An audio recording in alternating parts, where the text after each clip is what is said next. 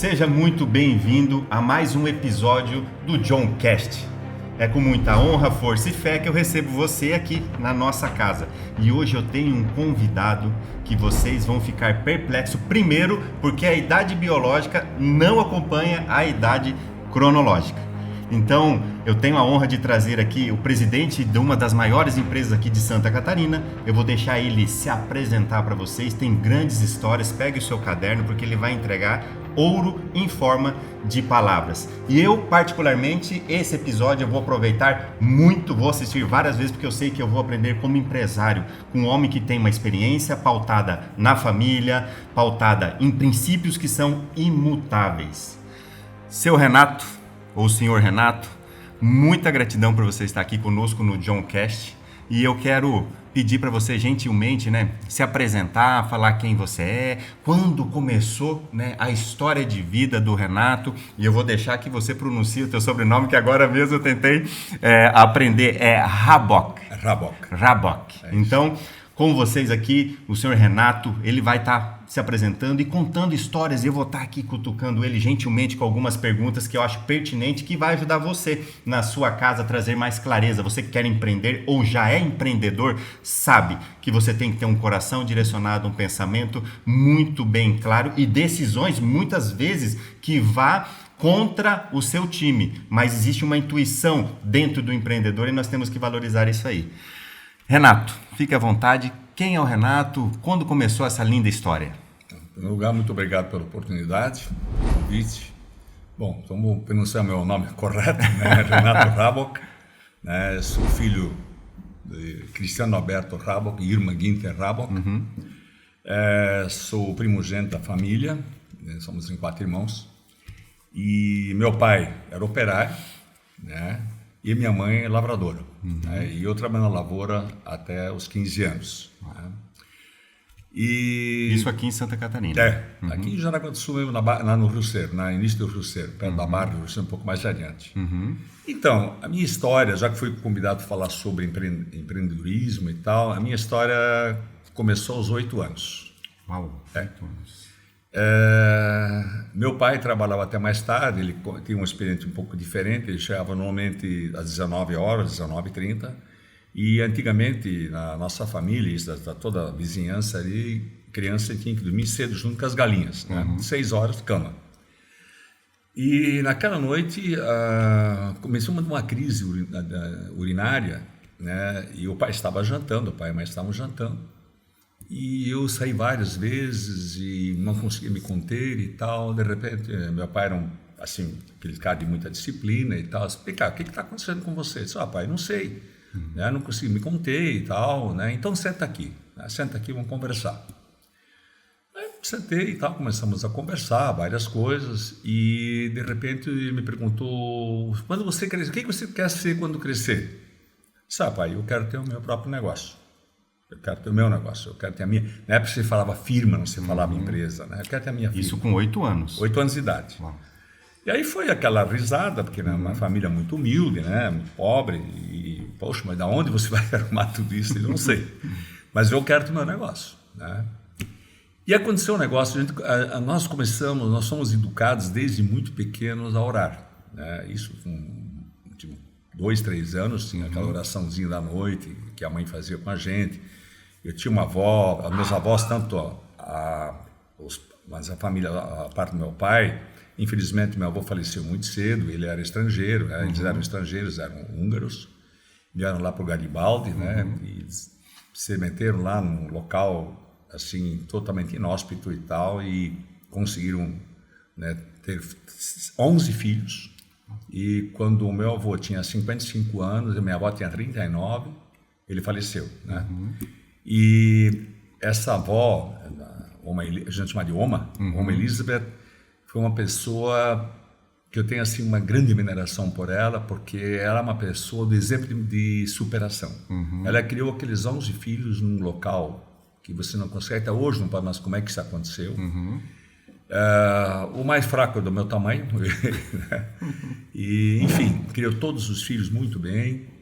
Encaminhou todos eles, Todos os filhos se deram muito bem e tal, por mais simples que for, porque também não vai se encher de dinheiro, também você constitui famílias, né, estar muito bem com a família, assim por diante, educar os filhos, encaminhar os filhos, por sua vez, tal.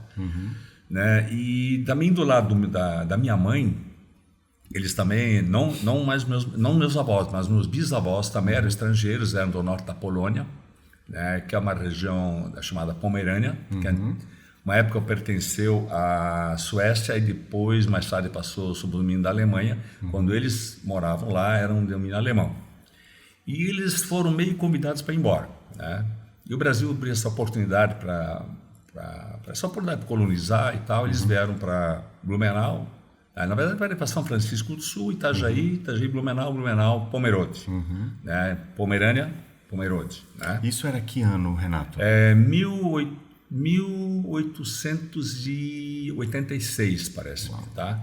E os húngaros foi 1892. Né? Então, pessoas que, para eles, o que não faltou foi problemas. E pessoas que sempre disseram, não, tudo tem um jeito. O negócio é não desistir. Né? Bom, aí, como eu falei, a gente aprendeu a rezar muito cedo, orar muito cedo e tal. E naquela noite eu fui dormir. Uma coisa interessante é que aquela crise urinária que estava acontecendo comigo passou. No momento que meu pai me chamou para conversar, acho que Freud explica o que aconteceu. Né? E aí eu comecei a orar. Né? Eu comecei a orar e me chamava muita atenção, porque naquela época, né, os gerentes não eram líderes, eram chefes. Né? E eu vi muitas vezes meu pai chegar em casa chorando. Né? Não humilhado pelo dono da empresa, que era o Sr. Wolfgang Weig, que é o pai do Sr. Vander. Né? Ele era um cara rígido e tal, mas era um cara justo. Né?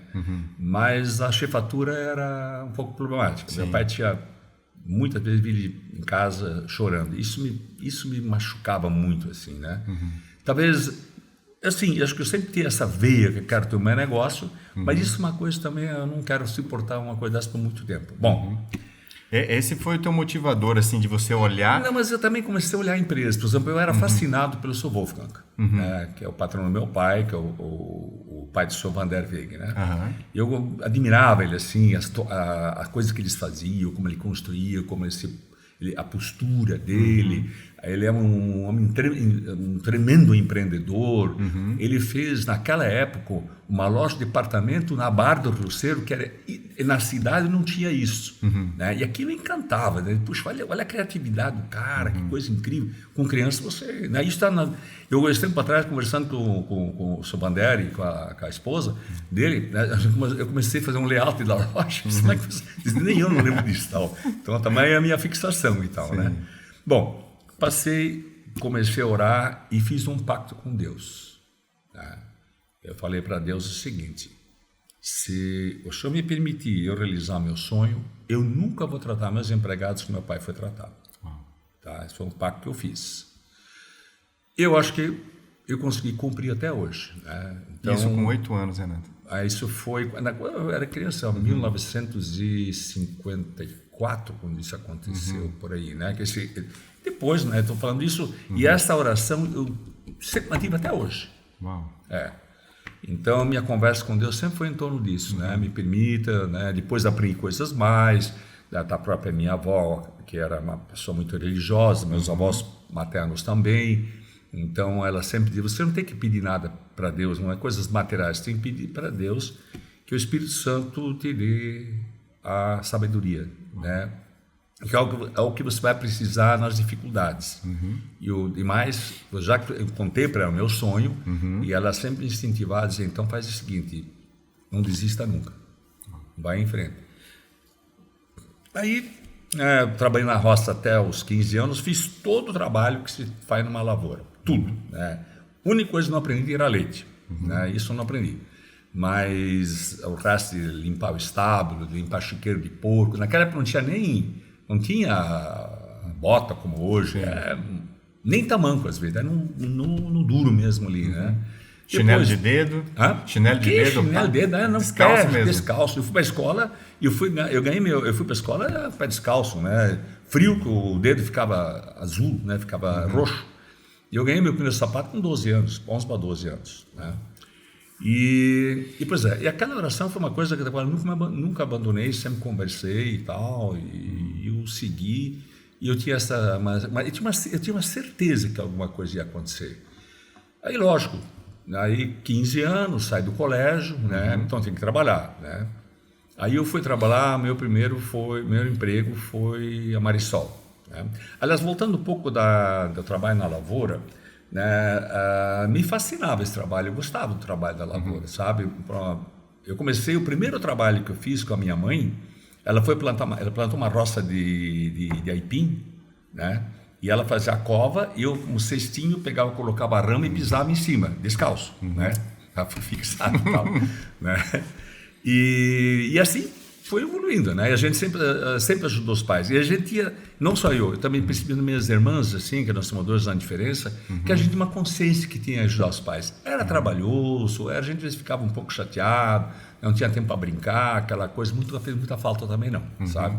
Então o trabalho fez muito bem. Quando eu ouço a história hoje, das crianças sendo paparicadas, que não precisa trabalhar, que não pode trabalhar, isso é baita de uma idiotice. Tal. Claro que não pode explorar as pessoas, pelo amor de Deus, nunca vou explorar. Tá, eu falo que aleja a criança intelectualmente. Sim, com certeza. Não, e também o trabalho, uma coisa muito interessante que eu aprendi a trabalhar na terra, parece que ela te dá uma energia, um negócio assim incrível. Eu adorava, por exemplo, o período que você tinha que preparar a terra para depois plantar, né, a lavoura e tal, passar arado e limpar, aquela coisa toda. Eu gostava demais daquilo, sabe? Enfim, aí, então, com 15 anos, eu saí do colégio, né, Colégio São Luís. Eu estudei no Colégio São Luís com muito sacrifício. E ali, mais do que nunca, eu tinha consciência que tinha que trabalhar os meus pais, porque meu pai não ganhava suficiente para manter no colégio. Então, nos mantínhamos em casa. Normalmente, você engorda. De 40 a 45 porcos engorda. Tínhamos 10, 12 vacas leiteiras, né? E esse era o nosso faturamento. Eu ajudava a mãe, né? A mãe trabalhava muito e tal, né? E com isso, meu pai conseguiu pagar, porque com o salário dele não conseguia pagar, né? Então eu tinha assim uma responsabilidade muito grande, estudar, não podia reprovar, nunca reprovei, né? Até no início fui um aluno de notas muito boas, depois fiquei um pouco vadio assim, no colégio mais mocinho, vai pegando o esquema. Então, aí saí do colégio, primeiro emprego, como eu falei já, Marisol. Naquela época, Marisol era ali onde hoje é o Bradesco, no centro da cidade, ali era uma antiga fábrica de charutos. O Sr. Pedro Nini fundou ela com outro sócio.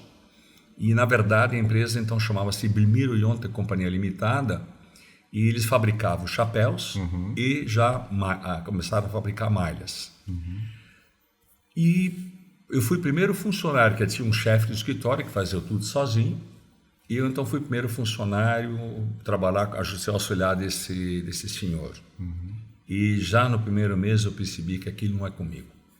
Trabalho de birô, escritório, contabilidade, essas coisas não era comigo. Me apaixonei, a empresa já tinha um posto de vendas e eu me apaixonei por vendas. Não, eu quero trabalhar em vendas e tal. Não, isso aqui não serve para mim e tal.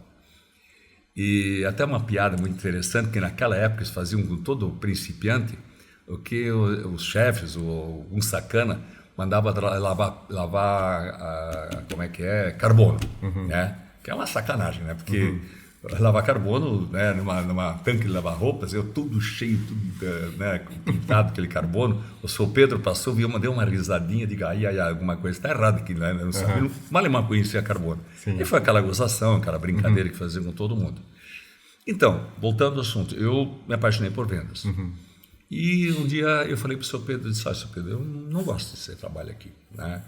Dizia, então vou ter que te mandar embora.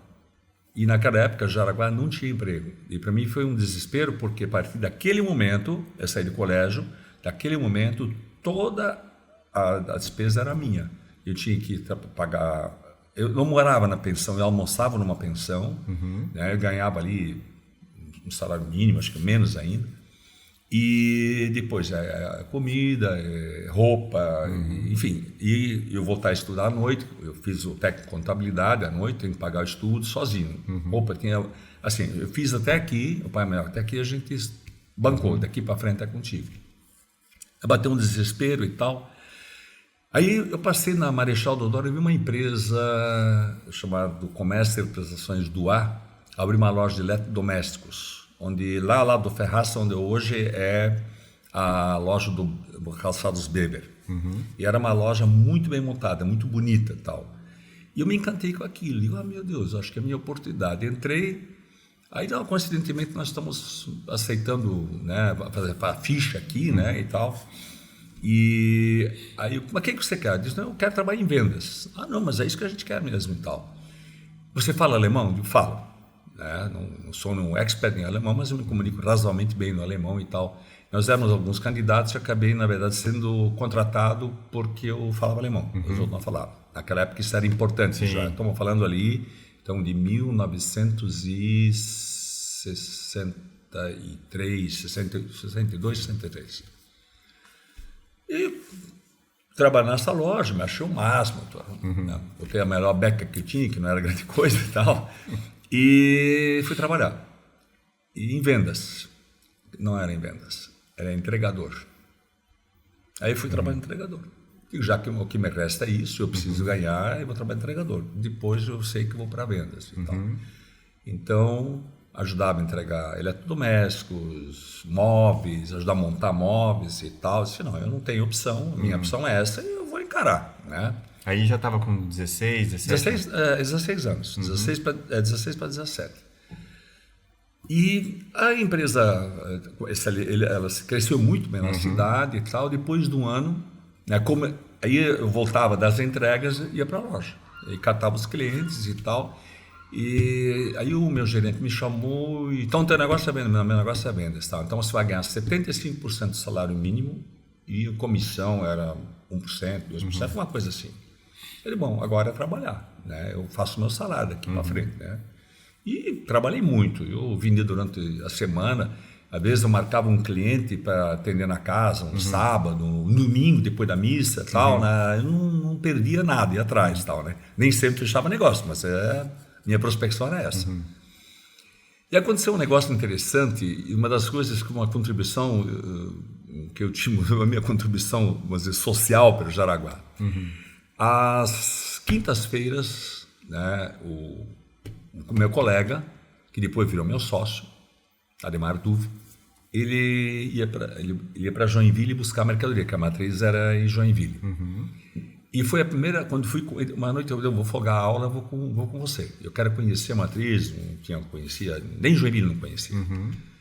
Quando chegamos lá, eu vi uma bancada, devia ter mais ou menos uns 40 televisores ligados em teste. Nunca tinha visto televisão na minha vida. Foi a primeira vez que tive aquele contato e tal. Aí me deu um estalo, eu digo, meu Deus. Eu saí em Jaraguá, as pessoas eram muito bem equipadas, né? Todo mundo já tinha praticamente tudo, né? Era máquina de costura, jogo de móveis, a geladeira. Chegava nas casas, o pessoal tinha dinheiro, eles tinham dinheiro e não tinham o que vender para eles. Então, o que a gente vendia, por exemplo, falar em radiola. Radiola é um tipo um toca-disco, né? E era aqueles de vinil e tal, né? Às vezes com 2 discos, depois tinha as maiores, já com 6, assim por diante, automáticas e tal. Eles compravam muito. Então eu sentia assim, necessidade, meu Deus do céu, se nós tivermos a oportunidade de ter a televisão em Jaraguá, nós vamos vender muito, porque eu sabia que as pessoas tinham dinheiro, as pessoas queriam comprar, né? E aí eu falei para o meu colega, que é o Duve, né? Disse, Duve, vamos conversar com o presidente da empresa. Você é muito ousado, rapaz. Falar com o homem, porque ele é uma pessoa extremamente inacessível, difícil e tal. Disse, mas eu quero conversar com ele. Fui falar com a secretária dele. Ela disse, não vai te atender. Então, tenta. Eu tenho um negócio que eu gostaria de conversar com ele. Aí chegamos lá, os dois e tal. O que você quer, guri? Eu disse, olha, Sr. Rolf, eu nunca vi televisão na minha vida, né? Eu vendo na loja, eu ando na rua de bicicleta, de porta em porta, tentando vender. E o que eu senti que em Jaraguá as pessoas praticamente têm quase tudo já, né? E eu acho que a televisão é uma coisa assim espetacular, é o que falta. Eu tenho certeza que isso é... Ele falou, menino, você não tem nem ideia o que é isso e tal.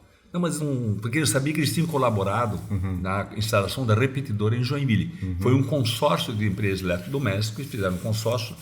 Ainda não existia o CDL, acho que naquela época, mas eles eram conhecidos, a maioria deles concorrentes. Então eles se cotizaram e a prefeitura ajudou a montar a repetidora. ela pegava o sinal do Canal 6 de Curitiba e transmitia em Joinville. E eles vendiam muito. Então, Joinville e São Francisco era a região. Aí ele falou assim, desista dessa ideia, não conta com isso e tal. Eu digo, não vou desistir dessa ideia. O contador da empresa, o seu Rolando Yankee, infelizmente já falecido, ele era um cara assim, fascinado por essa coisa, rádio, radiolas, essa coisa de não tinha nem eletrônico, é elétrico, né? Ele era um cara fascinado, ele montava, desmontava, embora ele era contador, né?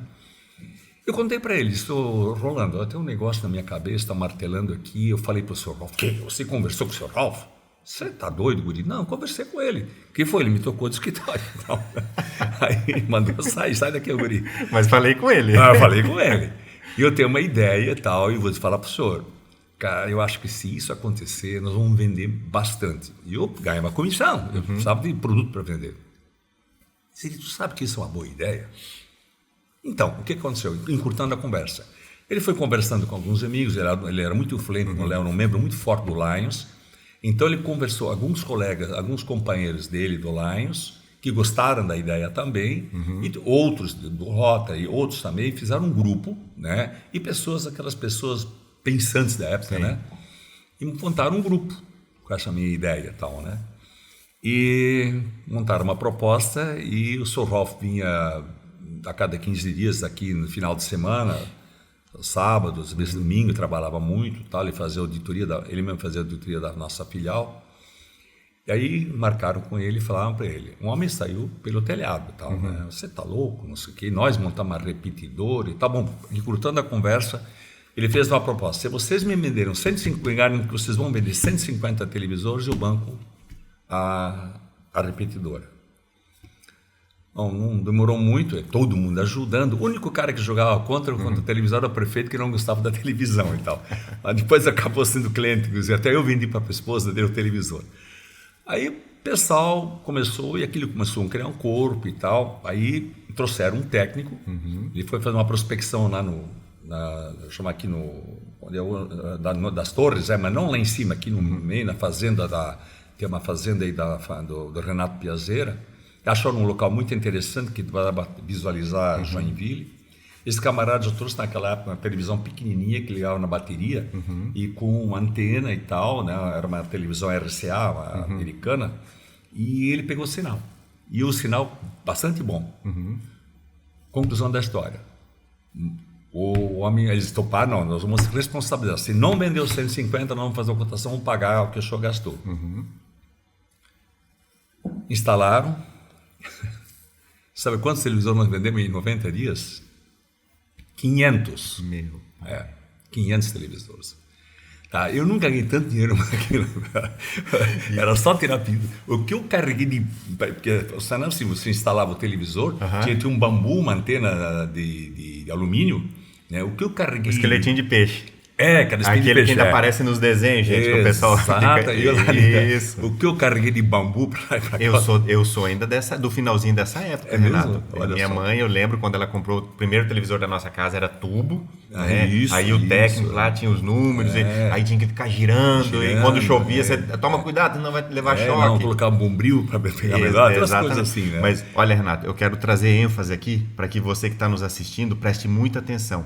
Renato, você tinha 16 anos. Isso. E o que me chamou a atenção é a tua visão de futuro com 16 anos. Sim. Então, isso, eu tô perplexo porque com 16 anos, eu já estava pensando em entrar na Força Aérea, que eu já fui militar, mas eu não tinha essa visão de futuro e de vendas e isso. Hoje, na vida adulta, que foi me atrair a atenção. Mas preste muita atenção, gente. Com 16 anos...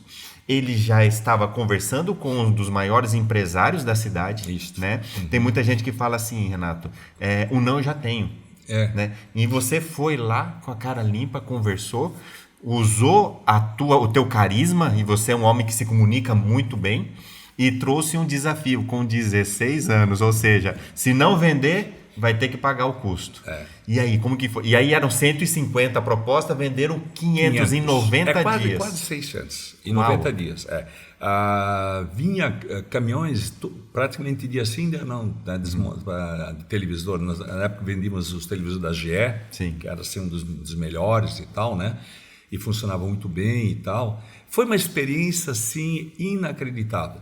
Aí aconteceu, veio eu fico imaginando o dinheiro, você com 16, 17 anos. Nossa, meu salário ficou gordo. Sim. E o prestígio também, né, sim. Renato? Porque você foi o cara que encabeçou isso aí. Imagine a visão que você teve e você conseguiu transmitir isso para a mesa de empresários muito mais velhos. Não, e o mais importante, aliás, uma das coisas fundamentais, embora eu tivesse essa visão, mas eu não ia conseguir concretizar, mas eu encontrei ressonância para a minha ideia, para o meu palpite e tal. Foi muito bom, né? As pessoas que acreditaram na minha ideia e tal, né? E foi espetacular e tal. E aí aconteceu um negócio seguinte, não tinha energia elétrica, ele funciona com energia elétrica, repetidora. Então nós conseguimos emprestar um gerador, né, e a gasolina, e tocava um gerador, né, e nós precisávamos puxar a rede elétrica e tal. Nós falamos porque eu me envolvi naquilo, né, mas fez sempre, né, o meu negócio era vender e instalar, né, o negócio era a comissão. E o que aconteceu? A interferência do gerador passou, ela transmitia para dentro ela interferia no sistema e as imagens começaram a fazer um movimento. E daí então veio um técnico, descobriu que podia ser desse, né, e tal. Daí tivemos que colocar um cabo elétrico longe e tal, né, e resolveu o problema. Mas ficou um outro problema. O tanque do gerador era muito pequeno. Então, você começava a programar, a programação começava às 16 horas e ia até meia-noite, 1h da manhã. Como o tanque era muito pequeno, né, quando chegava tipo 10, meia, 11 horas, acabava a televisão. Isso deu uma gritaceira e tal. E o que fazer, o que não fazer, o negócio é fazer um tanque novo, né? Daí convencemos lá o dono do gerador, fez um tanque maior. E aí, como nada vem de graça, né? Então eu e mais o meu colega, o Duve, nós fomos com uma caminhonete com gasolina, né? E abastecer lá todo dia e tal, né? Então a gente dava a partida. E tinha um horário, né? Só para hoje a TV é 24 horas. Eu lembro na minha adolescência que tinham canais que chegava esse horário, 11 horas, meia-noite, tela preta. Não, mas aquela repetidora até 1h da manhã normalmente. E começava às 16, você comentou? 15, 16 horas, né? O programa infantil e tal, né? Eu lembro até hoje a música do canal, né? Que é a vinheta, está na minha cabeça até hoje. E daí resolvemos o problema e tal, e a gente continuou vendendo bastante bem. Então essa foi a minha contribuição social para Jaraguá do Sul. Sim. E uma grande contribuição. Né? Foi fantástico e tal.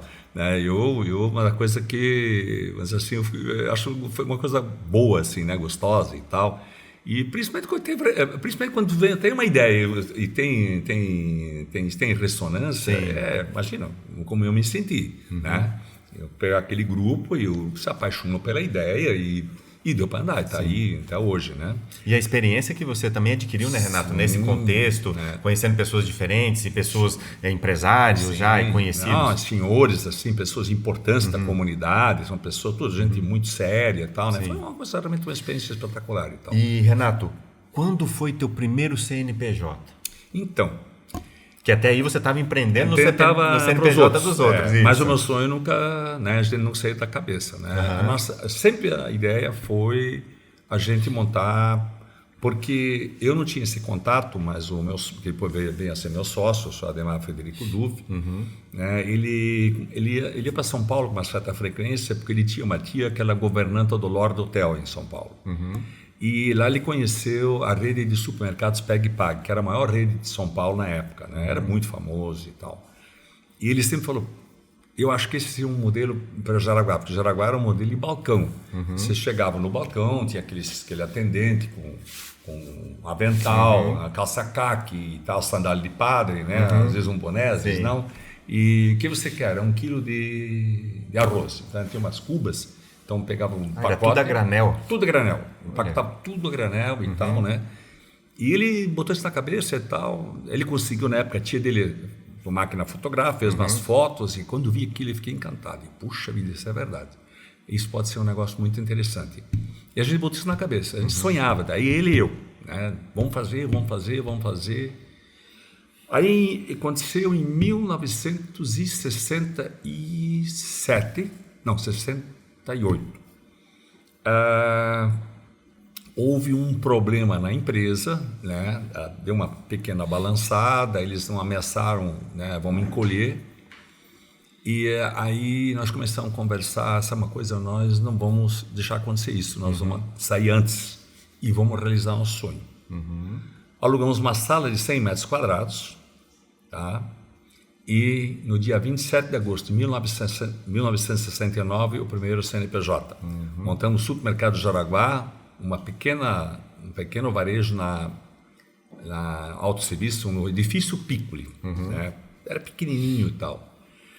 Então, eu não tinha dinheiro, nada, meus pais também não. Aí aconteceu uma coisa que eu acho que a minha oração funcionou. E eu fui, puxa, eu vou ter que arrumar dinheiro. Era assim, eu não sei, eu até pedia, eram cruzeiros novos, né, na época. Precisava de 10 milhões de cruzeiros, né? Então, eu consegui emprestar 4 milhões da minha avó materna, 3 milhões do meu padrinho e 3 milhões do amigo do meu pai. Eu tinha 19 para 20 anos, pagando 3% de juro ao mês naquela época, tá? Aí para essa marca da avó, não, a minha avó, meus avós eram pessoas que aquilo era rígido, assim, né? Nossa Senhora, nem imaginar de atrasar um mês, um dia os juros, né? Eu vinha em casa, eu vencia dia 15, eu já trazia dinheiro dia 14 para não pifar. Nem com ela, nem com meu tio, nem com esse amigo do meu pai. Coincidentemente, o meu tio chamava-se Vili e esse amigo do meu pai também chamava Vili. O outro sócio também arrumou e eu também acabamos de ser 3 sócios. O meu chefe, meu gerente, né, virou meu sócio depois também, junto com o Duve. E foi uma coisa surpreendente, porque como era um estilo diferente de vendas, a adesão foi muito grande, muito rápida, né? Era uma lojinha pequena, 100 metros quadrados e tal, mas era diferente, né? Aquilo chegava aos sábados, com muito movimento, que entulhava de gente e tal, né? E foi assim uma coisa surpreendente. Em 1972 para 73, nós percebemos, não dá para mais ficar aqui. Ali na Marechal também, na casa paroquial, hoje, aquele prédio da paróquia ali, onde tem várias lojas pequenas, aquilo estava em construção, não estava ainda bem pronto. Olhamos, aqui nós vamos ter que instalar. Puxa vida, negociar com o conselho paroquial, negociar com o padre e tal, era um negócio complicado e tal, né? Foi, enfim, em maio de 1973, se não me engano, não tenho as datas. Nós montamos a loja e inauguramos, né? E aí era a maior área de vendas de Jaraguá. Nenhuma loja tinha o tamanho único assim, nós. Ela dava a área de vendas mais o depósito 1.200 metros quadrados, né? Assumimos um aluguel, tudo feito com muita fé e muita coragem, né? Tipo assim, não dá para voltar para trás, não tem volta, né? E foi aí foi um estouro, assim. Logo em seguida nós sentimos que tínhamos que avançar para o outro lado da cidade, que é para o lado aqui, ali o centro da cidade, né, praia aqui perto da Ponte Dom Batista, e colocamos uma pequena loja de conveniência onde hoje é a Seifert, a joalheria ótica Seifert, né, uma loja pequena, uma loja de conveniência, né?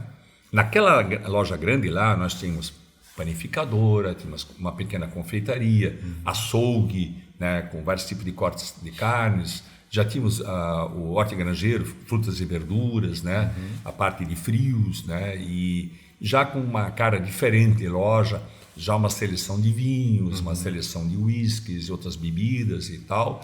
E, lógico, o armazém em geral, né? Porque um supermercado precisa.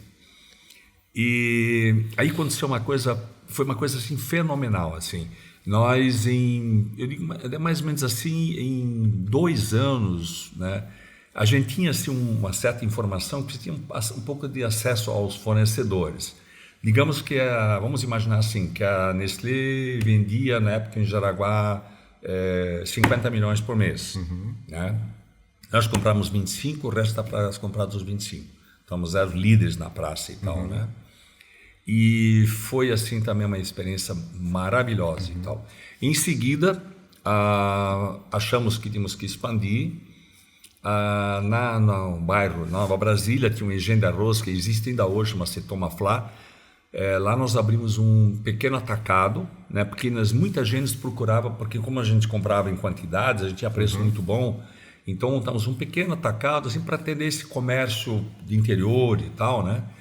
E já planejamos uma outra loja que existe até hoje, na Getúlio Vargas, que hoje é a loja 1001 da Getúlio Vargas. Sim. Essa loja que nós construímos, compramos o terreno, construímos, foi um investimento bem usado para aquela época e tal. E ali a gente se consagrou, assim, né? Foi caminhando muito bem. Enquanto isto, né? Como comentei contigo em off há pouco, nós começamos então a vender também, já no supermercado 100 metros, nós já vendíamos frango abatido. Jaraguá não comprava, porque antigamente Jaraguá, todas as famílias de Jaraguá tinham um quintal com galinhas. Galinha, patos e assim por diante, abatiam e tal. As pessoas mais abastadas da cidade tinham isso. Era obrigatório isso, né? Sim. E nós vendíamos até, por sinal, saco de ração de 5, ele vendia muito, né? E a dona Ing chegou um dia lá, olhou aquele frango que vende do abatedouro de fora. Ela, meu Deus, como é que alguém consegue comer um negócio desse? Tá, né? Franguinho pálido. Muito pálido e tal. Foi onde então ela adquiriu a caixa com 100 pintinhos e lá eles tinham lá uma construção que estava vazia. Ela começou então criar, e ela depois montou um pequeno abatedouro e ela já produzia aquele frango que Jaraguá comprava, aquele frango mais grandão, né, com mais carne, tipo carne mesmo, né, bem maior do que se usa hoje, né, carne limpo, tipo 1,7 kg, né, por aí, aquele recheado e tal, né, e começou a vender muito bem. Aí aconteceu um negócio bastante interessante, porque como Jaraguá estava começando a despertar, Jaraguá tinha naquela época 34 mil habitantes, uma coisa assim, 34, 42 por aí. E a maior rede da época de Santa Catarina chamava-se Riachuelo, com sede em Joinville, e nada a ver com a loja Riachuelo, eles não tem nada a ver, é mera coincidência e tal. E esse proprietário, o presidente, era o senhor Pedro Bentes, um homem muito competente, um empresário extraordinário, muito admirado e tal. E nós já fazíamos parte da Associação Catarinense de Supermercados.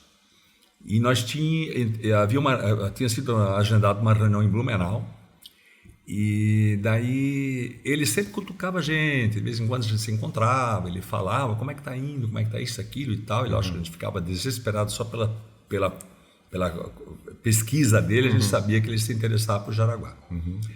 E naquele dia ele me ligou na semana, quem é que de vocês vai a Blumenau? O Aldo, o Luve e você? Não, essa vez eu vou a Blumenau e tal. Então eu vou passar por aí, né? Eu ia de Kombi, mas ele com um baita, um Galaxy, uma viagem maravilhosa para Blumenau. E daí a gente conversou bastante, ele era um sujeito muito político, um cara muito polido e tal, né? Ele era o presidente da associação. Sim. E foi uma reunião muito bacana, conheci o seu Antenor Angeloni, né, que é o fundador do supermercado Angeloni, conheci o seu... outra loja aí, como é que chama o supermercado grande? Como é que chama? Cooper?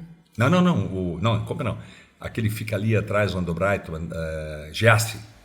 O Giassi, né?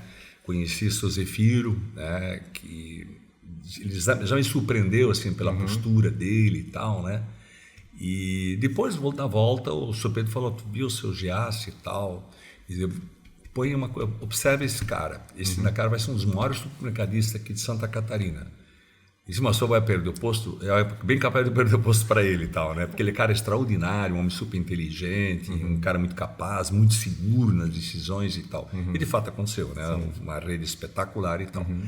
Na volta ele começou aquela conversa, né, mole e tal, né? O que estão pensando? Estão pensando isso, pensando daquilo. Senhor Pedro, quem está no negócio está pensando em expansão. Né? Mas, né, me digo, vou dar uma brecha, né? Porque a gente sabia que se eles viessem instalar, naquela época havia até um imóvel aqui no centro, que depois virou a loja Brighton, da linha Marechal, que dá de rua a rua, era uma construtora, essa empresa fechou, ela estava à venda, né? E a gente sabia que se ele viesse comprar aquilo, ia montar uma super loja e para nós seria Com certeza, é muito difícil. Ele disse, olha, Sr. Pedro, a gente tem outro negócio que está andando bastante bem, nós somos um pequeno abatedor de aves, e tanto eu que vim da roça, como o Du veio da roça também, para nós não tem um problema voltar para uma atividade dessa porque a gente gosta muito. Mas você está pensando em vender? Disse, se houver uma proposta, né, que seja atrativa, a gente vai pensar nisso, eu acho que sim. Mas lógico que tem que falar com meus sócios.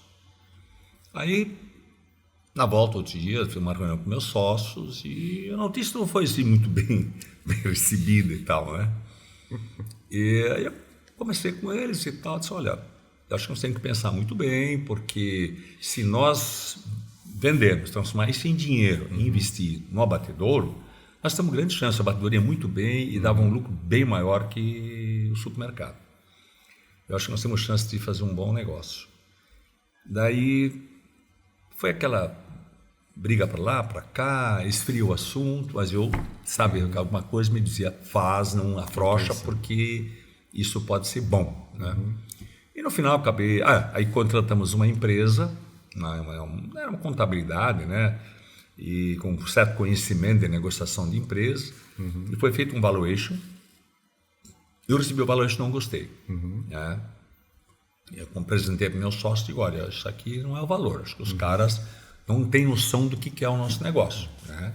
Lembro que não tinha mesmo, porque supermercado não era tão comum, né?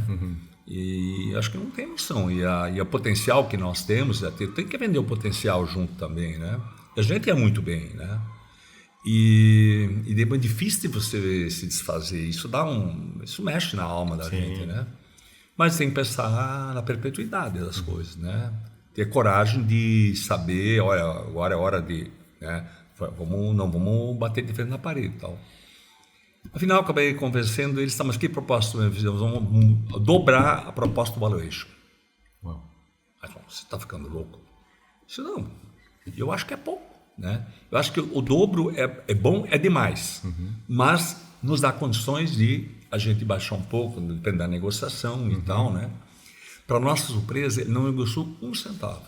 Nada. A única coisa que ele pediu, a equipe dele, a diretoria, ele tinha pessoas muito competentes na gestão e tal, e eles, uma equipe, fizeram o levantamento. Quanto vocês devem de imposto? Nada. Quanto é que devem? Nada. Nós tínhamos dívidas bancárias, né? E de fornecedores, né? E ações trabalhistas, na época não tinha nenhuma, né? Mas assim, não tem nada e tal. Não tem nada? Não, nada. Aí, interessante. Aí ele falou para nós o seguinte, vou fazer o seguinte, vou pagar, é tudo certo, eu pago 50% para vocês na hora da assinatura do contrato, e os outros vou dar uma esticada aí, eu preciso de um período assim, de 6 meses a 1 ano. E podemos combinar um pequeno jurinho para não ficar sem isso tal, o máximo que vou pagar é o juro da caneta de poupança. Tá bom, né? A gente é valorizado bem, né? Não tem problema nenhum. Veio a equipe, fizeram um levantamento, eu participei de tudo, fechamos os balancetes, o balanço, tudo certinho, tá tudo certo, né? Lógico, sempre estoque 100%, ou você tem mais, tem um pouco, né? Sempre isso foi ajustado, mas não teve nada assim, né? O que às vezes faltava num, sobrava no outro e tá tudo certo. E a gente ganhou a confiança dele. Aí passaram-se mais ou menos uns 60 dias, uma coisa assim. Ele um dia me telefonou e disse, olha, está na hora de eu pagar uma parcela para vocês. Né, conforme assim, como é que não tinha assim dito, bom, o prazo máximo é 1 ano, 6 meses, 1 ano, tá, então ok, tá certo. E ele era um homem assim, extraordinário, um cara de confiança e tal. Aí ele falou o seguinte, olha, eu estou indo para aí, né, e eu vou levar um chequinho para vocês. E tá bom, né? Daí ele veio, vou pagar mais 25%. Né? Tá bom. Quando chegou em 120 dias, ele paga o saldo. Uau. E aí teve um negócio com um caminhão Mercedes que a gente comprou em nome lá do abatedourzinho, mas na verdade ele estava a serviço de supermercado, mas estava contabilizado lá. Aí eu disse, não, ao contrário, ele estava a serviço do supermercado e contabilizado no supermercado, exatamente. E aí eu falei, olha só, Pedro, esse caminhão aqui, na verdade, quem pagou foi o frigorífico. Nós não tinha esses controles tão rígidos como tinha hoje, né? E daí eu disse, na verdade, ele não faz parte e tal, mas também não dá para insistir muito. Se o senhor quiser, a gente entrega e tal. Não. Caminhão de vocês. Né? Então, fizemos um baita negócio. E a partir daquele momento, então, a gente se dedicou fortemente ao frigorífico, né? Conseguimos incrementar a integração, porque esse tipo de produção você só pode ter se você tem colaboração no nosso caso, dos colonos, né? Da região e tal, né? E depois de um certo tempo o pessoal da Sadia veio nos visitar, o pessoal da Seara veio nos visitar, porque eles ficaram surpresos assim pelo tipo de frango que nós fazíamos. Eles viam isso no mercado, né? E a gente foi uma coisa simplesmente fácil de entender para eles. Para nós aquilo era o normal. O nosso pessoal é diferente. O pessoal é muito cuidadoso, né? Eles riam porque eles que nunca tinham visto aviário com gerânio.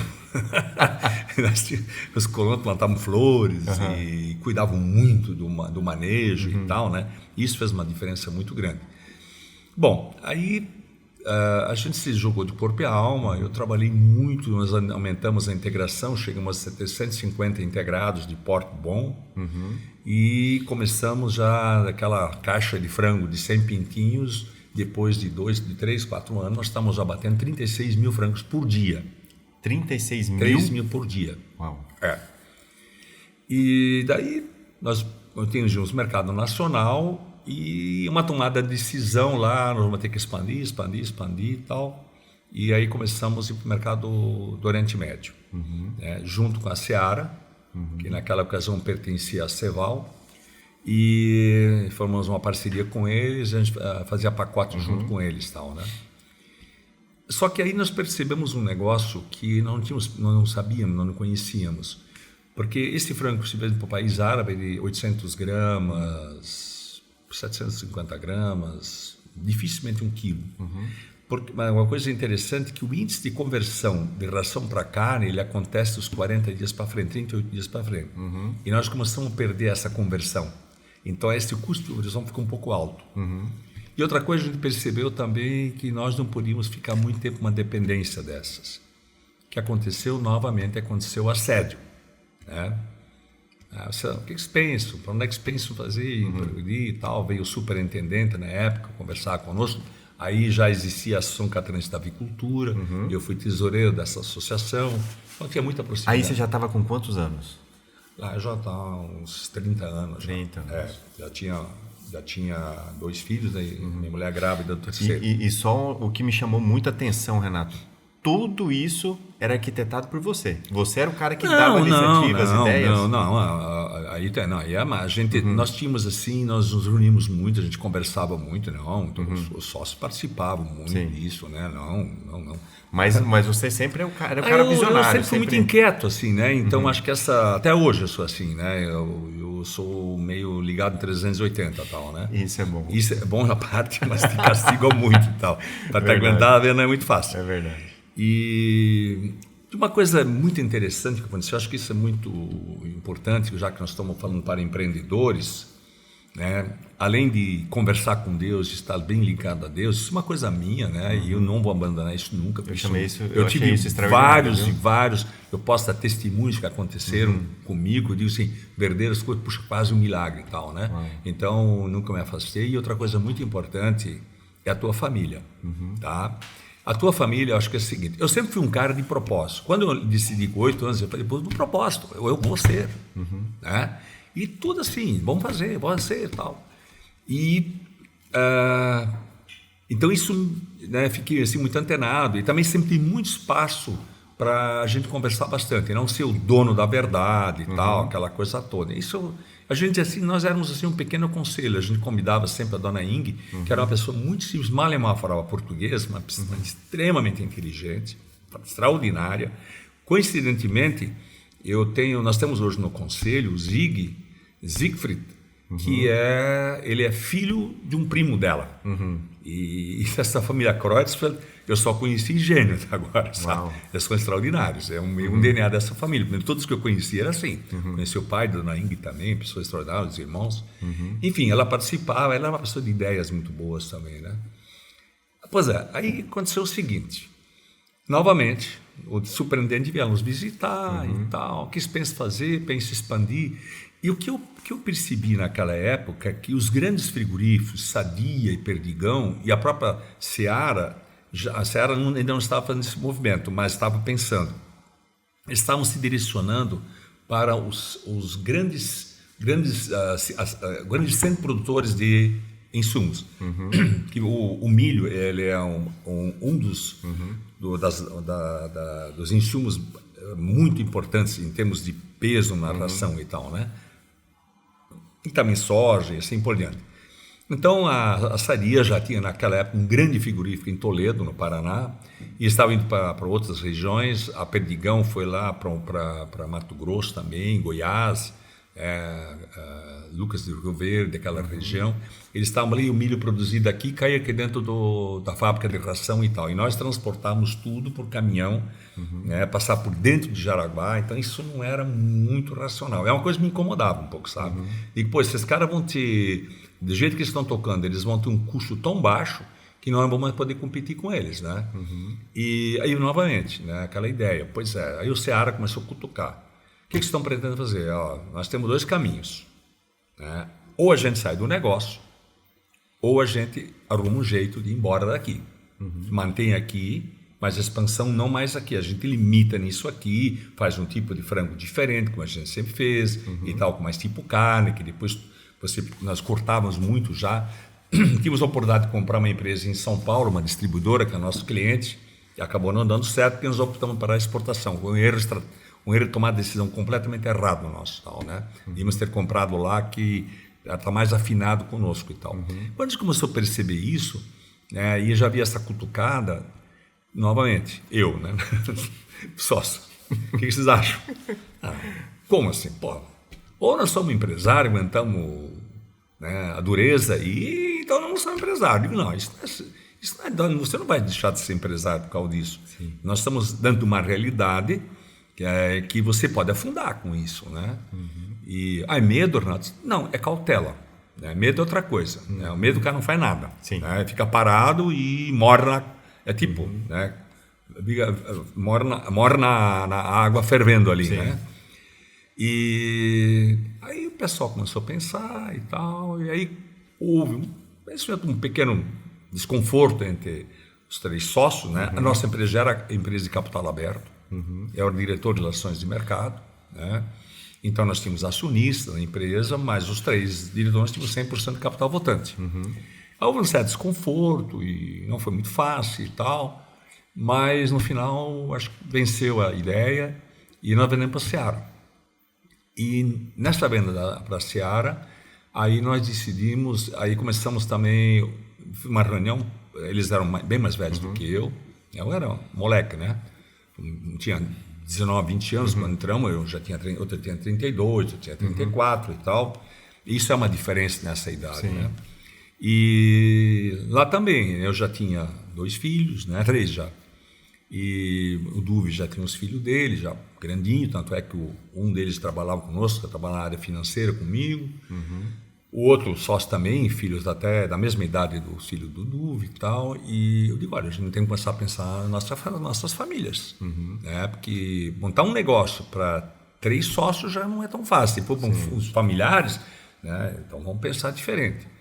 E vendemos, né? Vendemos e tal, e onde então a gente tomou essa decisão, né? Quiser ser sócio, tudo bem, não quer mais, um enjoo da cara do outro, vamos dizer assim, né? Então cada um segue o seu caminho. E aí eu tive a oportunidade e fui convidado para ser sócio de uma fábrica de transformadores em Blumenau, Mega, da família Bogo.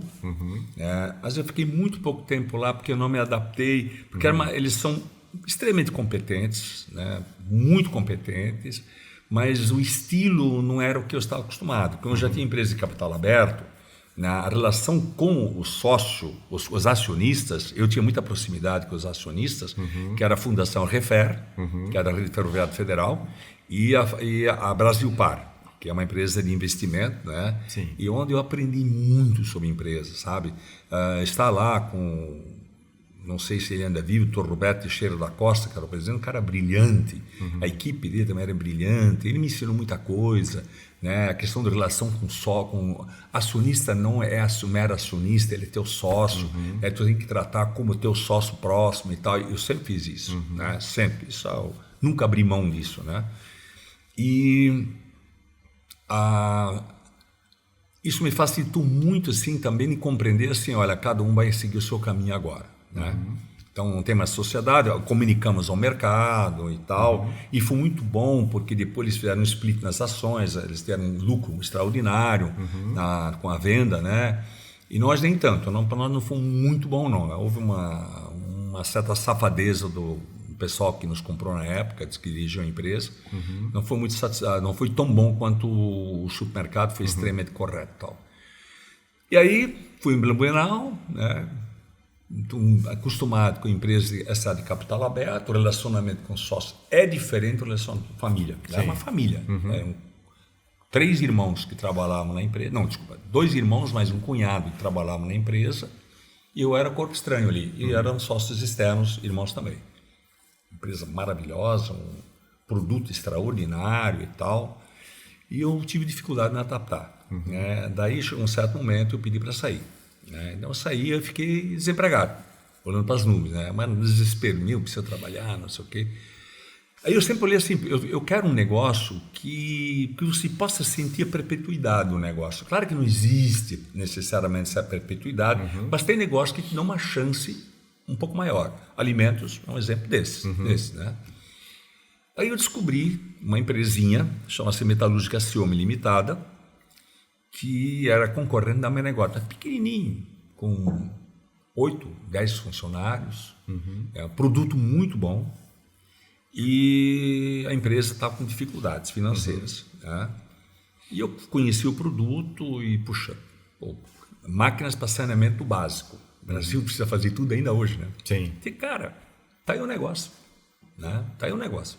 Aí, com conversas, negociações e tal, eu acabei me tornando sócio dessa empresa, com a perspectiva de pegar o que eles tinham, porque era muito incipiente tudo, né? De fundar uma empresa nova, incorporar isso e depois começar a crescer. Aí eu convidei uma outra pessoa para ser o meu sócio também, né? Que ele foi diretor comercial, Irineu Stelling, cara extraordinário, foi o maior vendedor que eu conheci na minha vida. Ele tinha uma facilidade para vender que eu nunca vi nada igual, tá? Nada, eu não chegava nem nos pés dele, que ele saía, ele trazia pedido, era uma coisa extraordinária e tal. O próprio sócio remanescente que a gente incorporou, né? Ele era um excelente técnico. O pai dele foi nosso fornecedor no tempo do supermercado. O Sr. Rodolfo Schaeffer, que tem a Moinho Jaraguá, que existe até hoje, mas não é mais da família. Eles venderam para outra família. Esse Sr. Rodolfo era um sujeito, assim, era um cidadão extraordinário, assim, uma pessoa carismática. Eu gostava muito dele e tal, né? Aliás, acabei comprando a empresa por ele, né? E daí aconteceu o seguinte: vamos agora começar tudo a estaca zero e tal, né? E também, assim, a gente teve, assim, não usar a palavra sorte, a gente foi feliz nas estratégias, né? Sorte é oportunidade com a preparação, né? Exatamente, né? O produto era bom. Sim. Aí começamos aos poucos, né? Aí 15 empregados, 30, 40, 50, 60, 110, 120 e tal. Aí chegou um momento também, uma conversa entre nós, começamos a perceber a velha história, né? Filhos grandes, né? Crescendo, e agora? Nós 3 aqui. Aí houve, né, um entendimento de que era hora de a gente pensar diferente. Ou você me compra, eu te compro, assim por diante. Bom, aí primeiro quem saiu foi o Irineu, que ele tinha um espírito empreendedor extraordinário também, e ele, depois de algumas outras experiências, ele acabou criando a Adlin Plásticos, né, que está sendo hoje tocado pelos filhos dele, que lamentavelmente ele faleceu, a esposa também. E tá ali, um baita empreendimento andando maravilhosamente bem. Aí ficamos só nós dois, eu com o Werner, né? E chegou um certo momento que também começou, pois é, agora como é que fica, não sei o quê. Aí houve mesmo um desconforto na época e tal. Acho que chegou a hora de a gente pensar diferente, né? Botar a cabeça no lugar e ver o que nós vamos fazer. Ou você me compra, eu te compro e tal. Bom, final da história, né? Acabou o entendimento que eu devia se comprar. Depois ele saiu, ele acabou se associando, ficou um sócio minoritário, até de um concorrente nosso em Joinville, um pouco concorrente, mas tudo bem, né? Início foi um pouco azeda, azedou um pouco a relação, depois nos tornamos amigos. Infelizmente, teve um câncer e também, infelizmente, faleceu já. E aí, fazer o que dá certo. Bom, agora ficar atento, né? É buscar negócio. Né? Aí me perguntaram, mas como é que você faz para crescer? É estar onde o cliente está. Como é que se procura? Fuçando, né? Hoje é fácil. Sim, hoje tem internet. Até a ChatGPT faz isso para você, né? Fácil. Naquela época, você tinha que ter faro, ir atrás, né? Então, procurar uma associação de construtores e assim por diante e tal. E aí mudamos completamente o formato, aumentamos a empresa, criamos diferenciais, né? Aí a primeira coisa que aconteceu que nós estávamos muito pequenos e nós abrimos a empresa, segmentamos, né? Fomos para a indústria de pré-moldados, que crescia muito no Brasil, né? E eu tenho hoje clientes que são verdadeiros ícones do ramo de pré-moldados no Brasil. Hoje, talvez uma das maiores do Brasil, que é a Proaço. Né? Tive a oportunidade para o meu cliente Silvio, na época, vender a primeira central de concreto para ele, fazer as primeiras formas e tal. E me orgulho muito de ter participado do crescimento desse homem, mas ele é um avião muito grande e tal. Ele é superior a todos, né? Um cara extraordinário e tal. E tantos outros. Bom, aí a gente segmentado. Então a gente ficou com máquinas pequenas aqui no centro, né? E as máquinas grandes em Schroeder, né? As máquinas pesadas e tal. E aí nós partimos forte, né? Para máquinas de grande porte e tal. E principalmente construções de pré-moldado. Então nós somos assim, temos aqueles clientes que são verdadeiros ícones ou construções. Criamos um sistema construtivo para construir supermercado. Um sistema construtivo para shopping center. Nós vendemos para 34 shoppings, foram construídos com o nosso sistema. Alguns eles usavam uma parte, mas normalmente cada um era um projeto diferente, né? Então participamos na construção de vários shopping centers do Brasil, a começar aqui em Joinville o Shopping Miller, aqui o Shopping Brighton, né, em Maringá o Aspen, e aí vários, são 34 ao todo. Né? Depois nós criamos, até foi uma solicitação de uma construtora, né, que eles ganharam a concorrência para construir o Engenhão no Rio de Janeiro. E aí eles vieram nos perguntar se nós tínhamos alguma coisa. E nós estávamos justamente começando a pensar em elaborar alguma coisa voltada para arenas ou coisas desse tipo. Assim, né? Nós estamos em andamento com o negócio aí. Nós podemos pensar nisso aqui se vocês nos ajudarem. Tem que ser um projeto a 4 mãos, porque a gente não tem experiência e tal. Bom, encurtando a conversa, então foi a primeira grande experiência nossa no Engenhão do Rio de Janeiro. Nós não temos nada com a cobertura que esse outro camarada que fez. Aquele sistema construtivo lá, para você ter uma ideia, ele é quase um Lego. Né? Você faz as peças são, elas têm dentro umas bainhas, chama-se isso, e depois se passa um cabo de aço, né? E depois essas peças soltas, depois através de macacos de proteção, você começa a ver essas peças isoladas, praticamente não necessariamente um monolito, mas quase isto. Então, né? Foi uma experiência muito interessante. Aliás, uma coisa muito importante que eu fiz, eu tomei decisão no momento, nós vendemos uma fábrica de tubos para a prefeitura do Rio Grande do Sul e vimos uma experiência horrível, que quando a gente foi lá para cobrar, que eles não davam sinal, nada, você tinha que acreditar neles. O prefeito disse que só pagaria para mim e mandou o nosso representante embora. Aí eu já sabia que podia acontecer, né? Não me preparei tudo já vou montar o processo tudo, porque se esse camarada não me pagar, eu vou tocar, vou executar e tal, né? Não deu outra, né? Cheguei lá, estava com os pés em cima da mesa e tal, me tratou com muito desdém e tal. O que você ia fazer aqui? Me cobrar, né? O senhor estava vencido já 90 dias, não foi isso que nós combinamos, era para ser 30 dias depois da instalação, tudo funcionando, está tudo funcionando. E o Minas me recebeu, não é assim. Eu preciso ter para o meu partido, para sustentar o meu partido. Aqui eles não tem esse negócio, não tem partido para mim. Tá? O que o senhor está me pedindo aí para o seu partido é meu lucro, não existe isso aí. Aí ele simplesmente não pagou, eu executei, levou 12 anos, né? E tomou uma decisão. Nós, CSM, não faz venda institucional. Ninguém, pode ser o melhor do mundo. Tá? Nós mandamos só para empresas particulares. E nos grandes projetos que nós participamos, parecendo grandes projetos, nós sempre participamos através das construtoras. Né? Então, a construtora você tem outro relacionamento, né? A negociação é bem mais pesada, né? O lucro é menor, eles têm condições de fazer um fluxo financeiro que era agradável para nós, e a gente, então, assim, eliminou, né? Eu não tenho perfil para esse tipo de venda. Eu não vou entrar em detalhes, todo mundo acha que está entendendo o que eu estou falando. Sim. Simplesmente não quero. Eu já recebi também várias propostas desse ambiente e eu não quero. Não quero. Mas assim, para não dizer que ele não peca, né? O que aconteceu? Um dia me liga o prefeito da Cachoeira de Macacu, no Rio de Janeiro. Aí ele falou para mim o seguinte: